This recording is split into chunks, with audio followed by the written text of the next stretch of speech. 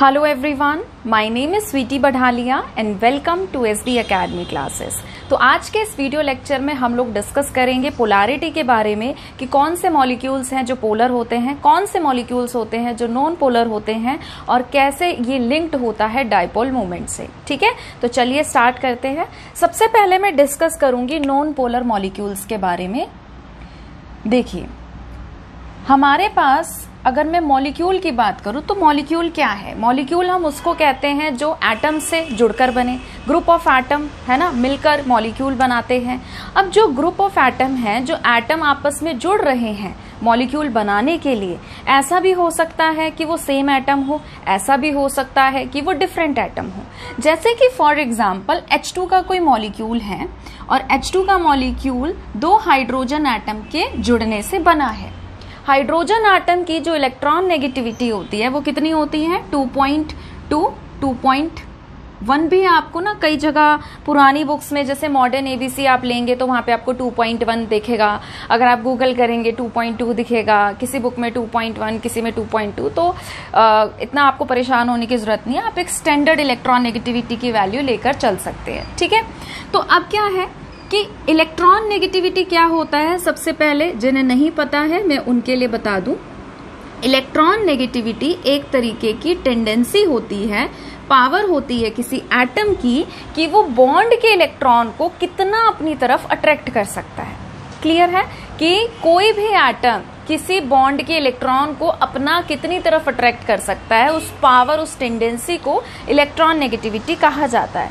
ठीक है, तो अब देखिए, अब है तो यहाँ पर एटम सेम ही, तो जितनी टेंडेंसी इसकी होगी इन दो इलेक्ट्रॉन को अपनी तरफ अट्रैक्ट करने की, उतनी ही टेंडेंसी इस हाइड्रोजन एटम की है इन दो इलेक्ट्रॉन को अपनी तरफ अट्रैक्ट करने की। तो दोनों इलेक्ट्रॉन सेम फोर्स से अट्रैक्ट हो रहे हैं, तो जो यहाँ पर इलेक्ट्रॉन डेंसिटी है वो इलेक्ट्रॉन डेंसिटी क्या पाई जाएगी? वो पाई जाएगी सिमेट्रिकल। ठीक है, और यहां पर कोई भी सेपरेशन ऑफ चार्ज नहीं होगा और ये बॉन्ड जो है वो कहलाएगा नॉन पोलर। ठीक है, जब इलेक्ट्रॉन डेंसिटी सिमेट्रिकल होती है तो वहां पे जो बॉन्ड मिलता है हमें वो नॉन पोलर मिलता है। अब देखिए, जैसे कि मान लीजिए मैं बात कर रही हूं पोलर मॉलिक्यूल की। फॉर एग्जाम्पल मैं बात कर रही हूं HCl की। ठीक है, हाइड्रोजन की इलेक्ट्रॉन नेगेटिविटी 2.2, क्लोरीन की इलेक्ट्रॉन नेगेटिविटी 3.15। गूगल करेंगे तो आपको 3.16 देखने को मिलेगी, डजंट मैटर। ठीक है, तो अब देखिए हाइड्रोजन और क्लोरीन में कौन ज्यादा इलेक्ट्रोनेगेटिव है, किसके पास ज्यादा टेंडेंसी है इन बॉन्ड के इलेक्ट्रॉन को अपनी तरफ अट्रैक्ट करने की? तो ऑब्वियस सी बात है, किसके पास ज्यादा टेंडेंसी दिखाई दे रही है आपको? क्लोरीन के पास। तो क्लोरीन क्या करेगा? अपनी तरफ इलेक्ट्रॉन को ज्यादा खींच लेगा, अट्रैक्ट कर लेगा, और हाइड्रोजन के तरफ इलेक्ट्रॉन कम हो जाएंगे। ठीक है, बीइंग मोर इलेक्ट्रोनेगेटिव, क्लोरीन क्या कर रहा है? अपनी तरफ इलेक्ट्रॉन डेंसिटी को पुल कर रहा है। तो इलेक्ट्रॉन डेंसिटी जो है वो क्लोरीन की तरफ ज्यादा शिफ्ट हो रही है एज कंपेयर टू हाइड्रोजन। अब इलेक्ट्रॉन पे कैसा चार्ज होता है? नेगेटिव। अगर इलेक्ट्रॉन ही एक तरफ ज्यादा खिसकते चले जाएंगे, नेगेटिव चार्ज एक एंड पे ज्यादा होता चला जाएगा, नेगेटिव चार्ज कंपैरेटिवली यहाँ के यहाँ पर ज्यादा हो गया, तो इस पर आएगा पार्शियल नेगेटिव चार्ज और इस पे आएगा पार्शियल पॉजिटिव चार्ज। जब किसी मॉलिक्यूल पर पोल्स जनरेट हो जाते हैं, चार्जेस जनरेट हो जाते हैं, ठीक है, तो इस मॉलिक्यूल को कहा जाता है पोलर मॉलिक्यूल। इसे क्या कहा जाता है? Polar molecule. और इस बॉन्ड को क्या कहा जाएगा? इन्होंने इलेक्ट्रॉन की शेयरिंग करके बॉन्ड बनाया था। ठीक है, तो कोवेलेंट बॉन्ड तो ये है, कोवेलेंट बॉन्ड तो ये है। हाइड्रोजन जो है वैलेंस इलेक्ट्रॉन 1, क्लोरीन जो है वैलेंस इलेक्ट्रॉन 7। तो इस तरीके से इन्होंने इलेक्ट्रॉन की शेयरिंग करके बॉन्ड बनाया था। तो शेयरिंग करके जो बॉन्ड बनता है उसको हम कोवेलेंट बॉन्ड कहते हैं। तो कोवेलेंट बॉन्ड तो ये है, but due to their difference in electron negativities इस मॉलिक्यूल पर चार्जेस आ गए हैं। ठीक है, जो पार्शियल नेगेटिव चार्ज होता है उसे हम डेल्टा नेगेटिव से दिखाते हैं और जो पार्शियल पॉजिटिव साइन होता है उसे हम डेल्टा पॉजिटिव से दिखाते हैं। ठीक है, डेल्टा साइन लगा देते हैं। तो कोवेलेंट बॉन्ड के आगे यहाँ पर एक वर्ड और ऐड हो जाता है and that is polar covalent bond. Clear है? अब सवाल ये आता है, मुद्दा ये आता है, देखो यहाँ से आपको एग्जाम्पल से आपको ये आइडिया लग गया कि अब जैसे क्लोरीन है, Cl2 मॉलिक्यूल जो है, क्लोरीन की इलेक्ट्रॉन नेगेटिविटी दोनों केस में क्या रहेगी, सेम रहेगी। तो जितने फोर्स से ये वाला एटम इस बॉन्ड के इलेक्ट्रॉन को पुल कर रहा है अपनी तरफ, उतने ही फोर्स से ये वाला क्लोरीन एटम भी अपनी तरफ पुल कर रहा है। तो यहां पर इलेक्ट्रॉन डेंसिटी क्या है, सिमेट्रिकल। ठीक है, इलेक्ट्रॉन डेंसिटी सिमेट्रिकल है, तो ये क्या हो गया, नॉन पोलर। इसलिए आप देखना, चाहे आप F2 की बात करो, Cl2 की बात करो, Br2 की बात करो, I2 की बात करो, O2 की बात करो, N2 की बात करो, ठीक है, ये सारे के सारे क्या होते हैं, नॉन पोलर। पर जहां पे इलेक्ट्रॉन नेगेटिविटी अलग अलग पाई जाती है और जहां पर इलेक्ट्रॉन डेंसिटी अनसिमेट्रिकल हो जाती है, इलेक्ट्रॉन डेंसिटी क्या हो जाती है, अनसिमेट्रिकल, एक तरफ ज्यादा एक तरफ कम, तो इस पर आ जाते हैं चार्ज सेपरेशन। चार्ज सेपरेट हो जाता है, चार्जेस आ जाएंगे पार्शियल। पार्शियल क्यों आए हैं, क्योंकि इलेक्ट्रॉन डेंसिटी शिफ्ट हुई है, बस भेज ही नहीं दिया है कंप्लीटली। मतलब इलेक्ट्रॉन गेन इलेक्ट्रॉन लूज का कॉन्सेप्ट नहीं चल रहा है यहाँ पर, सिर्फ शिफ्टिंग हुई है, हल्का फुल्का सरक सा गया है वहां पर, इसलिए पार्शियल चार्जेस मतलब आधे चार्जेस यहाँ पर आए हैं। तो जब इलेक्ट्रॉन डेंसिटी अनसिमेट्रिकल होती है, मॉलिक्यूल जो है वो पोलर होता है, और जब इलेक्ट्रॉन डेंसिटी सिमेट्रिकल होती है तो बॉन्ड नॉन पोलर होता है। ठीक है, या और मॉलिक्यूल नॉन पोलर मॉलिक्यूल कहलाता है। अब सवाल आता है कि क्या इतना ही सफिशिएंट है ये पता करने के लिए कि कोई मॉलिक्यूल पोलर है या नहीं है। ठीक है, तो अब देखिए, जैसे कि फॉर एग्जांपल अगर हम बात करें BF3 की, बोरोन ट्राइफ्लोराइड की, अब आप देख के कहोगे क्या कि भाई देखो यहाँ पर बोरोन है और यहाँ पर फ्लोरीन है। फ्लोरीन क्या है, हमारे जितने भी एलिमेंट्स हैं उन एलिमेंट्स में सबसे ज्यादा इलेक्ट्रोनेगेटिव एलिमेंट होता है। इसकी इलेक्ट्रॉन नेगेटिविटी की वैल्यू कितनी होती है, 4। इट मीन्स 4 से ज्यादा तो इलेक्ट्रॉन नेगेटिविटी की वैल्यू किसी की है नहीं, ये सबसे ज्यादा इलेक्ट्रोनेगेटिव है। अब अगर ये इलेक्ट्रोनेगेटिव है तो ऑटोमेटिकली इतना तो कॉमन सेंस है कि भाई ये अपनी तरफ इलेक्ट्रॉन खींचेगा। तो मॉलिक्यूल में एक एंड में तो इलेक्ट्रॉन जा रहे हैं और दूसरे से खिसक रहे हैं, समझ रहे हो। तो यहाँ पे भी सेपरेशन ऑफ चार्ज होना चाहिए, ये मॉलिक्यूल भी पोलर होना चाहिए, बट एक्चुअल में ये मॉलिक्यूल पोलर ना होकर नॉन पोलर होता है। ठीक है, तो अब यहां से थोड़ा सोचने वाली चीज आ जाती है, यहां से थोड़ा सा मुद्दा बन जाता है कि क्या सिर्फ इलेक्ट्रॉन नेगेटिविटी के डिफरेंस को देखकर हम इस बात को कन्वे कर सकते हैं कि भाई ये मॉलिक्यूल पोलर कहलाएगा और ये मॉलिक्यूल नॉन पोलर कहलाएगा। ठीक है, तो आंसर है नहीं। यहाँ पे कुछ और चीज भी है जो मैटर करती है, और वो क्या मैटर करती है उसके लिए हम लोग नेक्स्ट टॉपिक पढ़ेंगे, डायपोल मोमेंट। ठीक है, आप वीडियो को पॉज करके इसे नोट कर लीजिए प्लीज।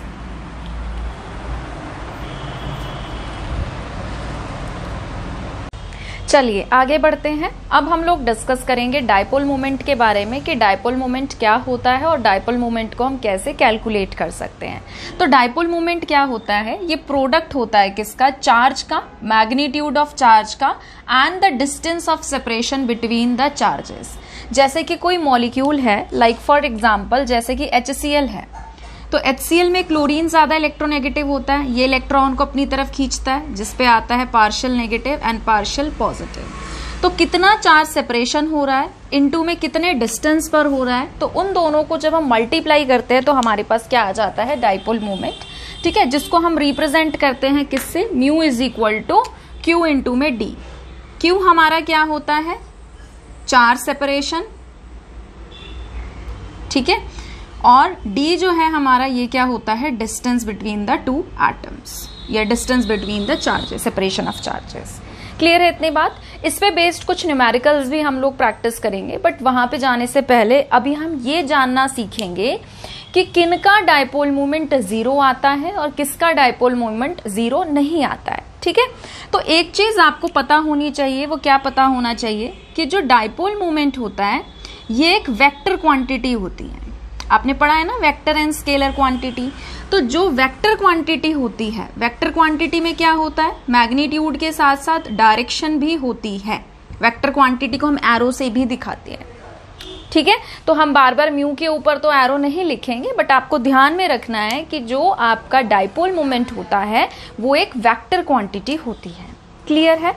अब देखिए, जैसे कि फॉर एग्जाम्पल अगर मैं बात करूं सबसे पहले होमो एटॉमिक मॉलिक्यूल्स के बारे में, आपको पता है चैप्टर 1 में हम पढ़ते भी हैं some basic concept of chemistry में कि मॉलिक्यूल को हम 2 पार्ट में डिवाइड कर सकते हैं, होमो एटॉमिक एंड हेट्रो एटॉमिक। ठीक है, होमो एटॉमिक हम उनको कहते हैं होमो एटॉमिक मॉलिक्यूल्स जो सेम एटम से बनते हैं। जैसे कि फॉर एग्जाम्पल आपके पास H2 हो गया, Cl2 हो गया, Br2 हो गया, I2 हो गया, ठीक है, O2 हो गया, N2 हो गया, ऐसे बहुत सारे आपको होमो एटॉमिक मॉलिक्यूल्स के एग्जाम्पल मिल जाएंगे। तो होमो एटॉमिक मीन्स ऐसे मॉलिक्यूल जो सेम एटम से बने हैं। अब आप देखिए इनकी इलेक्ट्रॉन नेगेटिविटी क्या होती है, सेम, ये सेम होते हैं, यहाँ पे कोई सेपरेशन ऑफ चार्ज नहीं होता, तो इसलिए यहाँ पे वैसे ही डिक्लेयर कर दो कि यहाँ पर कोई डायपोल मोमेंट नहीं होता और इनका डायपोल मोमेंट जो है वो 0 पाया जाता है। ठीक है, देखो डायपोल मोमेंट आप किसका निकालते हो, पोलर मॉलिक्यूल का। पोलर मॉलिक्यूल्स क्या होते हैं, जहां पर इलेक्ट्रॉन नेगेटिविटी में डिफरेंस हो, कुछ चार्ज सेपरेशन हो। आप देखो ना इसका फॉर्मूला ही क्या है, चार्ज इनटू में डिस्टेंस। अगर इलेक्ट्रॉन नेगेटिविटी ही सेम है, कोई चार्ज सेपरेशन ही नहीं हो रहा है, तो डायपोल मोमेंट कहां से आएगा, तो कॉमन सेंस है। तो यहीं पर डिक्लेयर कर दो कि होमो एटॉमिक मॉलिक्यूल्स जो हैं उनका डायपोल मोमेंट 0 आता है। ठीक है, आगे बढ़ते हैं। उसके बाद आते हैं hetero atomic molecules. Second number पे हमारे पास क्या आते हैं, हेट्रो एटॉमिक मॉलिक्यूल्स, ऐसे मॉलिक्यूल्स जो कि क्या है, डिफरेंट एटम्स से बने हैं। ठीक है, hetero atomic molecules. Hetero atomic molecules में आपने देख रखा है, क्या देख रखा है कि HCl का देखा। HCl में क्या होता है, सेपरेशन ऑफ चार्ज, पोलर होता है तो उसका कुछ ना कुछ डायपोल मोमेंट आएगा, सेपरेशन ऑफ चार्ज हो जाता है तो इसका डायपोल मोमेंट कुछ ना कुछ आएगा। तो जिसका डायपोल मोमेंट कुछ आता है उसको हम नॉट इक्वल टू 0 लिख देते हैं कि भाई वो 0 के बराबर नहीं है, उसकी कुछ ना कुछ वैल्यू है। ठीक है, इन द सेम वे अगर हम बात करें HF की तो इसका भी कुछ डायपोल मोमेंट आता है। अगर हम बात करें HBr की, इसका भी कुछ डायपोल मोमेंट आएगा। अगर हम बात करें HI की तो उसका भी कुछ ना कुछ डायपोल मोमेंट आएगा। तो जहां पे हमारे पास ऐसे एटम्स आ रहे हैं जिनकी इलेक्ट्रॉन नेगेटिविटी में डिफरेंस होता है, डिक्लेयर कर दो कि वो क्या होंगे, पोलर, और उनका कुछ ना कुछ डायपोल मोमेंट की वैल्यू आएगी। हेट्रो एटॉमिक में कौन से मॉलिक्यूल, जो आपके डाई एटॉमिक हैं, पॉली एटॉमिक की मैं भी बात नहीं कर रही। क्लियर है, कई बार यहां से भी क्वेश्चन आ जाता है। ठीक है, यहां पर एक कॉन्सेप्ट ये रहता है कि भाई जितना ज्यादा चार्ज सेपरेशन होता है, जितना ज्यादा चार्ज में सेपरेशन पाया जाता है उतना ज्यादा, मतलब आप एक तरीके से कह सकते हैं उतना ज्यादा उसका डायपोल मोमेंट आता है। ठीक है, या वो उतना ज्यादा पोलर होता है। जितना ज्यादा चार्ज सेपरेशन उतना ज्यादा वो मॉलिक्यूल पोलर और उसका उतना ज्यादा डायपोल मोमेंट आएगा। ठीक है, ये एक तरीके का आपको मेजरमेंट बता रहा है, एक वैल्यू बता रहा है कि भाई कोई मॉलिक्यूल कितना पोलर है। ठीक है, 2 मॉलिक्यूल आ गए, 3 मॉलिक्यूल आ गए, 4 आ गए, तो चारों के चारों पोलर है, तो उनमें चारों में कौन ज्यादा पोलर है, कौन उससे कम है, कौन उससे कम है, इस तरीके से। तो अगर आप देखें तो आपको पता है कि फ्लोरीन जो है उसकी इलेक्ट्रॉन नेगेटिविटी सबसे ज्यादा होती है, फिर क्लोरीन हो गया, फिर आपका ब्रोमीन हो गया और फिर आपका आयोडीन हो गया। तो यहाँ पे आप देखते ही क्या चीज बोल देंगे कि अच्छा भाई फ्लोरीन सबसे ज्यादा इलेक्ट्रोनेगेटिव है, सबसे ज्यादा इलेक्ट्रॉन खींचेगा, सबसे ज्यादा पार्शियल नेगेटिव, सबसे ज्यादा पार्शियल पॉजिटिव चार्ज जनरेट करेगा और ये सबसे ज्यादा मॉलिक्यूल को पोलर कर देगा। तो आप ऑर्डर कहोगे कि भाई ऑर्डर होना चाहिए ये। ठीक है, अगर हम अपनी कॉमन सेंस यूज करें तो ऑर्डर क्या होना चाहिए, ये। चलिए आगे बढ़ते हैं। अब देखते हैं कुछ हेट्रोएटॉमिक मॉलिक्यूल्स के एग्जाम्पल जो कि पॉली एटॉमिक हो। ठीक है, सबसे बढ़िया एग्जाम्पल होता है आपकी बुक में CO2 का। आप अपनी बुक खोल के देखेंगे तो पॉली एटॉमिक में सबसे पहला एग्जाम्पल आपको CO2 मॉलिक्यूल का मिलेगा। तो कार्बन की इलेक्ट्रॉन नेगेटिविटी कितनी होती है, 2.5। ठीक है, और ऑक्सीजन की इलेक्ट्रॉन नेगेटिविटी कितनी होती है, 3.5। कौन ज्यादा इलेक्ट्रोनेगेटिव है, ऑक्सीजन ज्यादा इलेक्ट्रोनेगेटिव है। तो ऑक्सीजन क्या करेगा, ये वाला ऑक्सीजन यहां से इलेक्ट्रॉन खींचेगा और ये वाला ऑक्सीजन यहां से इलेक्ट्रॉन खींचेगा। तो यहां पर क्या होता है कि जब इलेक्ट्रॉन खींच रहे होते हैं तो हम क्या करते हैं, पॉजिटिव एंड से नेगेटिव एंड की तरफ एरो दिखाते हैं जो हेड रहेगा वो नेगेटिव की तरफ रहेगा और जो टेल पार्ट रहेगा वो पॉजिटिव की तरफ रहेगा, और इसको पीछे से हम हल्का सा कट देते हैं। ठीक है, अब देखिए जो ऑक्सीजन है ये कार्बन से इलेक्ट्रॉन खींच रहा है। ठीक है, तो इस पे कैसा चार्ज है, पार्शियल नेगेटिव, कार्बन पे है पार्शियल पॉजिटिव, और इस पे भी क्या है, पार्शियल नेगेटिव, क्योंकि इलेक्ट्रॉन खींच रहा है। तो एरो जो है वो पॉजिटिव से नेगेटिव एंड की तरफ होता है, तो ये आपका एरो दिखाया जाएगा डायपोल मोमेंट का इधर, और इस वाले का दिखाया जाएगा इस तरीके से इधर। अब आपको ध्यान रखना है ये चीज कि जब भी ऐसा हो कि सेम मैग्नीट्यूड से अपोजिट डायरेक्शन में इलेक्ट्रॉन खींच रहे हो, तो डायपोल मोमेंट जो है, नेट डायपोल मोमेंट जो है वो 0 आता है। यहां पर हम क्या निकालते हैं, net dipole moment. Net dipole moment क्यों निकालना पड़ेगा, देखो इनके बीच में भी डायपोल जनरेट हो रहा है, इनके बीच में भी डायपोल जनरेट हो रहा है, तो आपको क्या करना पड़ेगा, नेट निकालना पड़ेगा। अब देखो अपोजिट डायरेक्शन में जा रहे हैं, मैंने आपको बताया कि डायपोल मोमेंट क्या होता है, वेक्टर क्वांटिटी। वेक्टर क्वांटिटी में मैग्नीट्यूड होने के साथ साथ क्या होती है, एक डायरेक्शन होती है। ठीक है, तो अब देखिए ये अपोजिट डायरेक्शन में जा रहा है, अगर ये प्लस है तो ये उसका उल्टा है माइनस, अगर ये प्लस है तो दूसरे वाला उसका उल्टा है माइनस। तो ध्यान से मैं आपको समझाने के लिए ऐसे हाइपोथेटिकली अज्यूम करो कि मान लो यहां पर डायपोल मोमेंट आ गया +2, ठीक है, तो यहां पे भी डायपोल मोमेंट क्या आ जाएगा, -2। -2 क्यों आ रहा है, सेम क्योंकि एटम जो है खींचने वाले वो सेम है, तो दोनों सेम फोर्स से खींचेंगे, है तो दोनों एटम ऑक्सीजन के ही ना, तो दोनों बराबर खींचेंगे, बट क्योंकि इनके डायरेक्शन अपोजिट हो गई तो एक +2 हो गया तो एक -2, ऐड करोगे 0। अगर इसको +2 ले रहे हो, इसको -2 ले रहे हो, इसका डायपोल मोमेंट फॉर एग्जांपल आ रहा है, मतलब मैग्नीट्यूड जो न्यूमेरिकल वैल्यू है वो सेम आती है, बट जो चार्ज है वो क्या आता है, डिफरेंट आता है। ठीक है, मतलब साइन जो है वो डिफरेंट आते हैं, तो ये भी क्या हो गया, 0। तो कहने का मतलब जब सेम मैग्नीट्यूड से अपोजिट डायरेक्शन में इलेक्ट्रॉन खींचते हैं तो जो नेट डायपोल मोमेंट आता है वो क्या आता है, 0। क्लियर है ये बात, ठीक है, इसे नोट करिए। ठीक है, चलिए एक और एग्जाम्पल देखते हैं। अब देखो आपको थोड़ा सा पिक्चर क्लियर करने के लिए मैं इसी में थोड़ा सा मॉडिफिकेशन कर रही हूँ। जैसे कि फॉर एग्जाम्पल एक ऑक्सीजन एटम को मैं रिप्लेस कर रही हूँ सल्फर से। मान लीजिए आपके पास ये है, ठीक है, इस तरीके से है, तो कार्बन के जो इलेक्ट्रॉन नेगेटिविटी होती है वो होती है 2.5, ऑक्सीजन की होती है 3.5 और सल्फर की होती है 2.58 इलेक्ट्रॉन नेगेटिविटी। आप इसको अभी राउंड ऑफ करके हम लोग 2.6 ले लेते हैं, वैसे 2.58 एक्यूरेट है। ठीक है, अब देखो क्या हो रहा है कि सल्फर भी कार्बन से थोड़ा सा ज्यादा इलेक्ट्रोनेगेटिव है और ऑक्सीजन तो है ही ज्यादा इलेक्ट्रोनेगेटिव, तो ऑक्सीजन यहां से इलेक्ट्रॉन खींचेगा कार्बन से और सल्फर जो है यहां से इलेक्ट्रॉन खींचेगा कार्बन से, बट अब सेम मैग्नीट्यूड से, सेम क्वांटिटी से इलेक्ट्रॉन नहीं खींच रहे। क्यों? क्योंकि ऑक्सीजन ज्यादा पावरफुल है तो ये थोड़ा ज्यादा इलेक्ट्रॉन खींच लेगा, और सल्फर जो है कार्बन से तो ज्यादा इलेक्ट्रोनेगेटिव है बट इतनी पावर नहीं है जितनी ऑक्सीजन के पास है, तो ये थोड़ा कम खींचेगा। समझ में आया? ठीक है, तो अब इसको आपको समझाने के लिए मैं ऐसे बोल रही हूं, मान लो यहाँ के डायपोल मोमेंट की वैल्यू आ गई +2 मान लीजिए, और यहाँ के डायपोल मोमेंट की वैल्यू आ गई -1।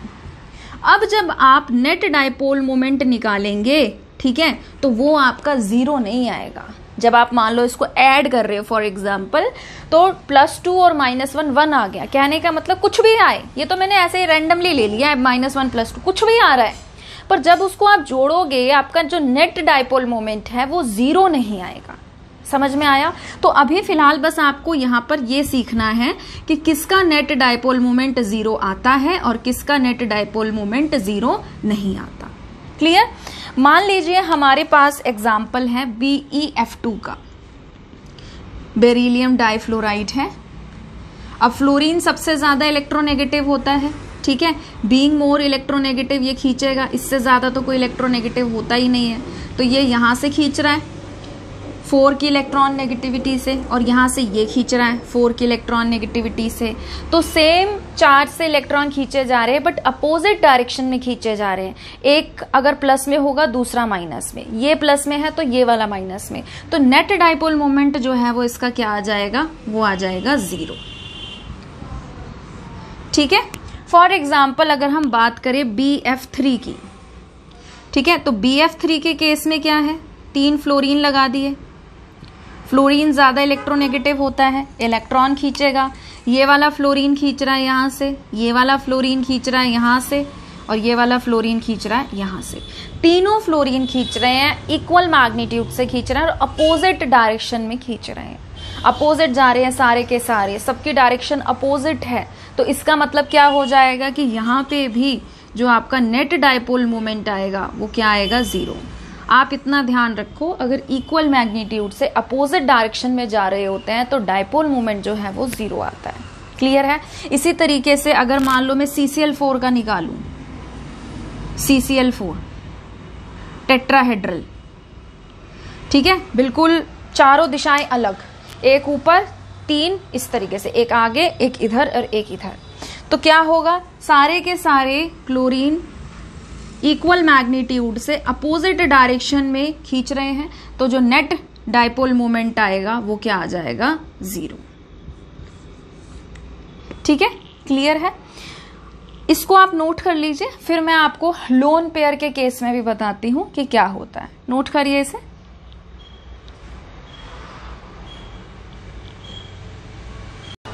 चलिए अब हम लोग डिस्कस करते हैं जब मॉलिक्यूल के अंदर लोन पेयर आ जाता है तो वो डाइपोल मोमेंट को कैसे अफेक्ट करता है। ठीक है, देखिए अगर हम बात करें अमोनिया मॉलिक्यूल की, NH3 मॉलिक्यूल की, तो नाइट्रोजन के पास क्या है, नाइट्रोजन के पास 3 हाइड्रोजन है जो कि पिरामिडल शेप के अकॉर्डिंग अरेंज्ड हैं, और नाइट्रोजन पर एक होता है लोन पेयर।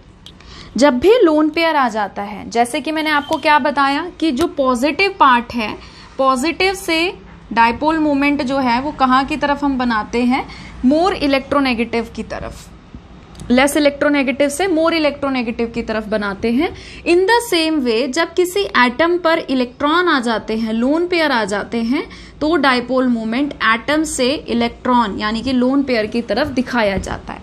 ठीक है, अब देखिए हाइड्रोजन जो है उसकी इलेक्ट्रॉन नेगेटिविटी की वैल्यू होती है 2.2 या 2.1। नाइट्रोजन की इलेक्ट्रॉन नेगेटिविटी होती है 3। कौन ज्यादा इलेक्ट्रोनेगेटिव है, नाइट्रोजन की हाइड्रोजन? ऑब्वियस सी बात है नाइट्रोजन ज्यादा इलेक्ट्रोनेगेटिव है। तो नाइट्रोजन क्या कर रहा है, यहां से इलेक्ट्रॉन खींच रहा है, इधर से भी इलेक्ट्रॉन खींच रहा है और यहां से भी इलेक्ट्रॉन खींच रहा है। अब ध्यान से देखो, नाइट्रोजन हाइड्रोजन से इलेक्ट्रॉन खींच रहा है, एक ही एटम है जो तीनों से खींच रहा है, और इलेक्ट्रॉन सारे के सारे सेम डायरेक्शन में आ रहे हैं नाइट्रोजन की तरफ। जब डाइपोल मोमेंट 0 होता है तो अपोजिट डायरेक्शन होती है। और अब क्या हो रहा है, यहां से भी इलेक्ट्रॉन आ रहे हैं, यहां से भी इलेक्ट्रॉन आ रहे हैं, वहां से भी इलेक्ट्रॉन आ रहे हैं, और एक एटम के पास आ रहे हैं, एक पर्टिकुलर पर्सन के पास आ रहे हैं।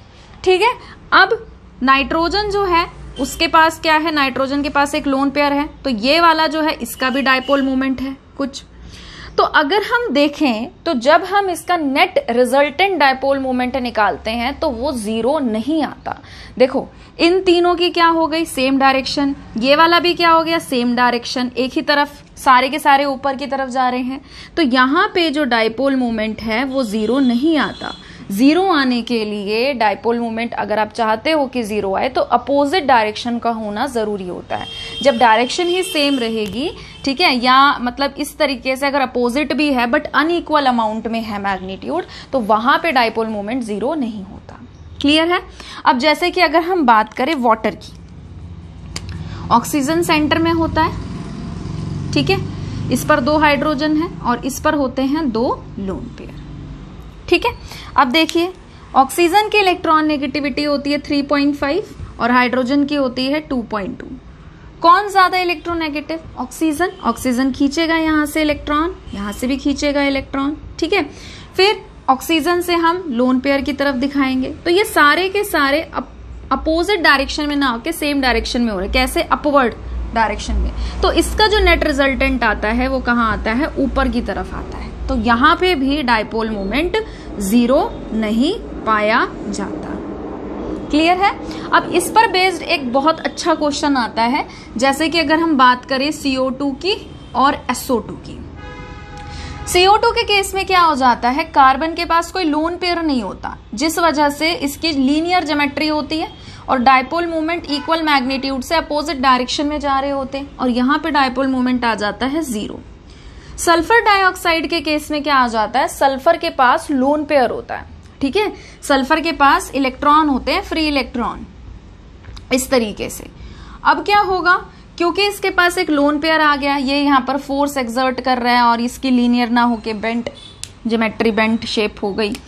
ऑक्सीजन खींच रहा है यहाँ से इलेक्ट्रॉन, ऑक्सीजन भी खींच रहा है यहाँ से इलेक्ट्रॉन, बट अब जो इलेक्ट्रॉन है वो सेम डायरेक्शन में ना जाके अपोजिट डायरेक्शन में जा रहे हैं। तो यहाँ पर एक लोन पेयर आ गया, वो लोन पेयर एटम से कहाँ खींच रहा है, एटम से लोन पेयर की तरफ डायपोल मोमेंट की डायरेक्शन जा रही है। तो क्या हो गया, एक इधर और एक ऊपर। तो यहाँ पे जो डायपोल मोमेंट की वैल्यू है वो 0 नहीं आती। कई बार MCQ में कुछ क्वेश्चन ऐसे डाल देते हैं कि बताइए कौन है जिसमें मतलब लीनियर मॉलिक्यूल में ही बोल देंगे कि कौन है जिसके डायपोल मोमेंट की वैल्यू 0 नहीं होगी, कुछ ना कुछ वैल्यू होगी।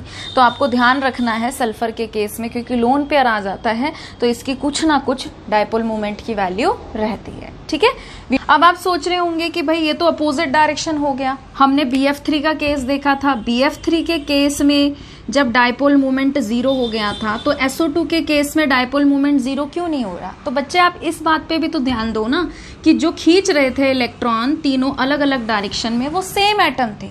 यहाँ पे देखो 2 ऑक्सीजन है और एक लोन पेयर है, तो मैग्नीट्यूड यहाँ पर सेम नहीं है, ठीक है। यहाँ पे अगर कोई एक और ऑक्सीजन होता, मान लो सपोज कि अगर मैं इसकी बात करती, SO3 की बात करती, तो यहाँ पे हो जाता डायपोल मोमेंट 0, क्योंकि अब तीनों अपोजिट डायरेक्शन में जा रहे हैं और इक्वल मैग्नीट्यूड से जा रहे हैं, तीनों जगह एटम है।